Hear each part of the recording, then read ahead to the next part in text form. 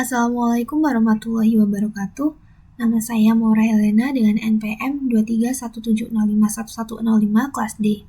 Nah, di sini saya akan mempresentasikan hasil dari tugas saya, yaitu saya di sini mengambil studi kasus sistem pakar diagnosa mata minus atau miopi menggunakan metode forward chaining. Jadi, untuk studi kasusnya itu, miopi atau mata minus adalah gangguan penglihatan yang membuat objek jauh tampak kabur. Gejala awalnya sering tidak disadari, seperti menyipitkan mata saat melihat jauh, mata cepat lelah, atau sakit kepala.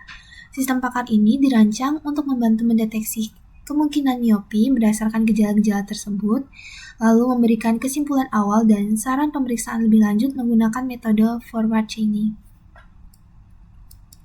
Nah, untuk fakta awal atau knowledge base-nya, yang pertama, pasien merasa penglihatan jauh kabur.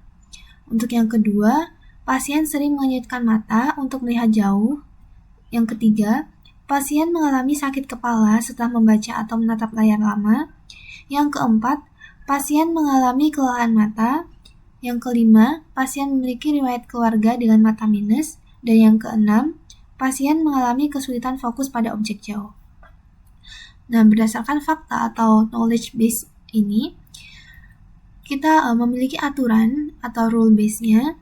Untuk aturan yang pertama, itu jika F1 dan F2, maka miopi ringan. Jadi kesimpulan atau fakta baru yang didapat adalah pasien kemungkinan mengalami miopi ringan.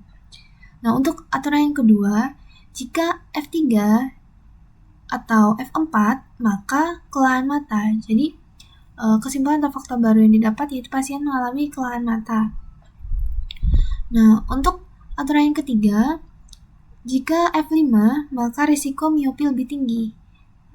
Jadi, pasien itu berisiko tinggi mengalami miopi. Dan untuk aturan yang keempat, jika R1 dan F3, maka miopi sedang. Nah, jadi itu pasien kemungkinan mengalami miopi sedang. Untuk aturan yang kelima, jika R4 dan F6, maka miopi berat.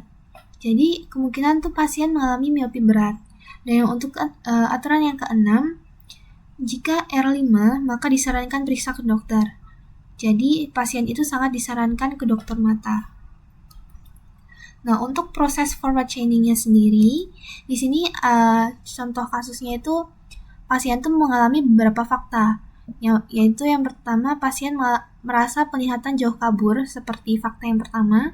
Lalu dia juga mengalami fakta yang kedua, yaitu sering menyipitkan mata. Dia juga mengalami fakta yang ketiga, sakit kepala setelah membaca lama, tapi dia tidak mengalami fakta yang keempat. Nah, lalu dia mengalami fakta yang kelima, adanya riwayat keluarga dengan mata minus, dan juga kesulitan fokus pada objek jauh atau fakta keenam. Nah, jadi untuk langkah forward chaining-nya, dari fakta 1 dan fakta 2 itu kan cocok di R1, maka dia itu mengalami miopi ringan. Nah, dari fakta yang ketiga itu cocok di R2, maka dia juga mengalami kelelahan mata. Nah, untuk fakta yang kelima, dia tuh cocok di R3, jadi dia itu mengalami resiko miopi tinggi. Nah, dari R1 atau miopi ringan dan F3 itu cocok di R4, jadi dia tuh juga mengalami miopi sedang. Nah, untuk dari R4 atau miopi sedang dan F6 itu cocok di R5. Jadi kesimpulan barunya itu miopi berat. Nah, dari R5 itu cocok di R6 dan maka dia itu disarankan untuk periksa ke dokter mata segera.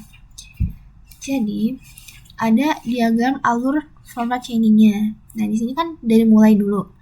Nah, habis mulai kita inputin fakta yang dialami oleh pasien, itu kan dia mengalami F1, F2, F3, F5, dan F6. Terus kita cek aturannya. Nah, dari aturan pertama, itu F1 dan F2, itu dia maka mengalami miopi ringan. Lalu R2, itu kan F3, lalu maka dia mengalami kelelahan mata. Untuk yang aturan ketiga, itu dia kan mengalami F5, maka dia memiliki resiko miopi tinggi. Nah, untuk R4 itu kan dia dari R1 dan F3, maka dia dapat disebutkan mengalami miopi sedang. Nah, untuk R4 itu R5 itu dari R4 dan F6. Jadi maka dia mengalami miopi berat. Dan dari aturan ke-6 itu kan dia dari R5. Maka dia dianjurkan untuk periksa ke dokter.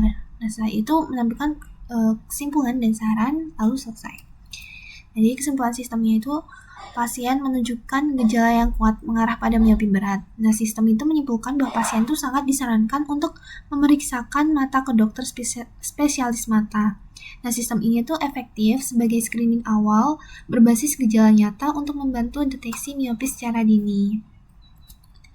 Nah, jadi penutup untuk presentasi saya hari ini itu dapat disimpulkan bahwa sistem PEKAR ini memudahkan pendeteksi dini miopi berdasarkan gejala yang dialami pasien. Dengan metode forward chaining, diagnosis dapat dilakukan secara bertahap, mulai dari fakta yang diketahui hingga kesimpulan akhir. Sistem ini dapat membantu pengguna mengambil langkah pencegahan atau perawatan lebih awal.